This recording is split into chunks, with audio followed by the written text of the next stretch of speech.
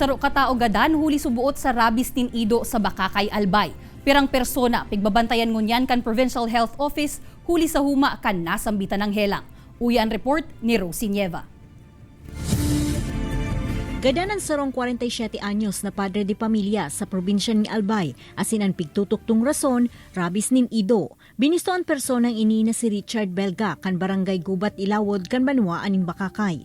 Enot na subuot na idinalagan sa ospital kan Agosto 13 si Belga, makalis magkulugan tulak huli sa ulcer asin iba pang pigmamati ka ini. Alagad makalisan duwang aldaw poon kan makaluwas ini, liwat na ibinalik sa ospital, makalihis mahilingan nin sintomas nin rabis, alagad binawian manggiraray nin buhay. Tinaraman siya kang doktor na, mga 15 minutes na lang po ngayon ang buhay niya. Grabe na da po, so kang rabis, nagsakat na sa payo.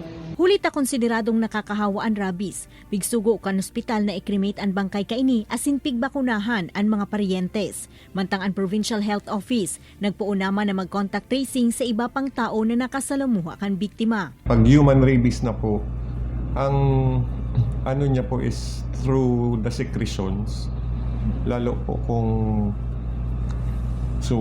pag grabe na baga po ang rabies, naglalaway na so sarong paagi po yan kung para po ma-transfer ang virus po kang rabies. Sa ngunyan day pasubot makumpirmar kung nakagat o nagkakanin ido ang biktima. Base kaya sa investigasyon kan Provincial Veterinary Office, mahilig subuot sa karning ido ang nagadan. Alagad pinahimutikan man ini kan mismong pamilya.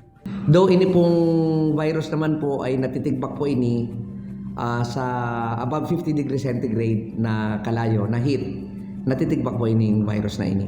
Pero hindi po ini advisable na ini po ay dapat lutuon o kaunon kan mga tao. Ang tubod ko po, sa pagkakagat kang ayam, more than 1 year ago na po siyang nakagat. Dahil man po siya nagpa-iniksyon. Nakagat man o nagkaunin ido, nagpasiguro man giraray ang Provincial Veterinary Office asin nagkondusir nin mass vaccination sa tulong barangay na pig-istaran kan biktima sa barangay Gubat Ilawod asin barangay Hindi sa Bakakay, asin barangay Ugob sa Malinaw, Albay, kung saan siya nagtatrabaho. Ini si Rosie Nieva, Balitang Bicolanja.